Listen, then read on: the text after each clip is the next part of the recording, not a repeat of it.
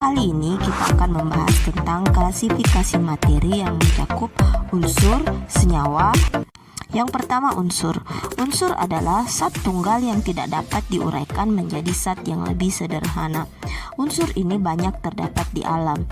Contohnya emas, kemudian ada lagi besi, lalu arang atau biasa disebut dalam bahasa kimia yaitu karbon. Dan masih banyak lagi contoh-contoh unsur yang lain yang dapat kita temukan pada tabel berikut ini yang disebut sebagai tabel periodik. Tabel ini memuat semua jenis unsur yang ada di alam. Kita lihat pada tabel ini ada kotak-kotak ya. Nah, masing-masing kotak itu adalah melambangkan satu jenis unsur. Contohnya kita lihat pada kotak yang paling pertama yaitu huruf H melambangkan unsur hidrogen. Pada nomor 2 kita lihat ada He melambangkan unsur helium. Kemudian yang ketiga kita lihat ada Li yang melambangkan unsur litium. Unsur terbagi 3 yaitu logam, non-logam, dan semi-logam. Pembagian unsur ini dapat kita lihat juga pada tabel periodik. Untuk unsur logam kita lihat yang berwarna biru. Nah, itu semua adalah unsur logam. Seperti nikel pada nomor 28-nya, kemudian ada besi atau Fe pada nomor 26 dan lain-lain. Selanjutnya unsur non-logam.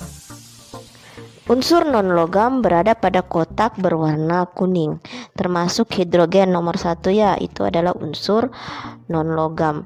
Contoh yang lain ada nomor 6 karbon dengan lambang C, kemudian nomor 8 oksigen dengan lambang O, dan masih banyak lagi. Yang ketiga unsur semilogam. Unsur semilogam ini yaitu antara logam dan non-logam. Jadi dia dikatakan logam juga bukan, namun dikatakan non-logam juga bukan. Contohnya pada nomor 14 silikon. Silikon memiliki sifat logam dan juga memiliki sifat non-logam, makanya dia disebut sebagai semilogam. Selanjutnya kita bahas senyawa. Senyawa adalah zat tunggal yang terdiri dari 2 atau lebih unsur yang dapat dipecah-pecah lagi menjadi unsur pembentuknya. Dengan kata lain, senyawa terbentuk dari beberapa unsur melalui reaksi kimia. Kita lihat ya contoh pembentukan senyawa berikut. 2 unsur hidrogen ditambah 1 unsur oksigen bereaksi secara kimia akan menghasilkan senyawa H2O atau biasa kita sebut sebagai air.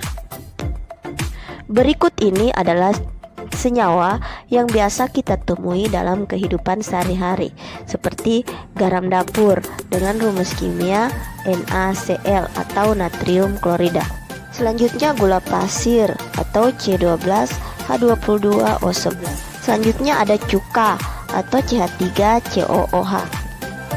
Contoh lain adalah soda kue atau NaHCO3. Berikut bisa kalian lihat contoh-contoh senyawa yang lain.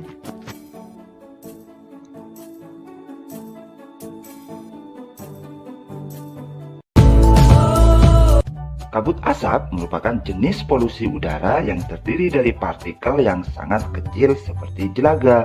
Saking halusnya, partikel ini akan dengan mudah masuk dan mengotori sistem pernafasan.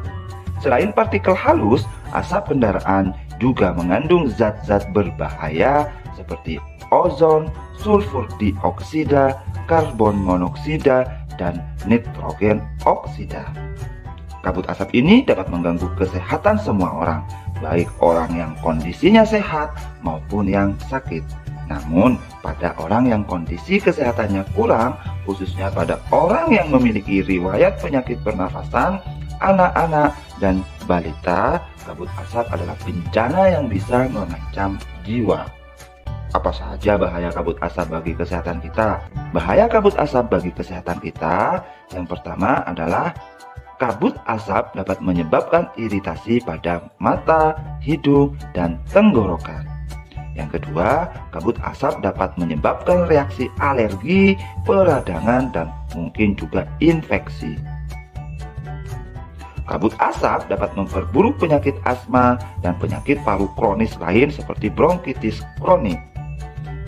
Kabut asap dapat menyebabkan kemampuan kerja paru berkurang dan menyebabkan seseorang mudah lelah dan mengalami kesulitan bernafas.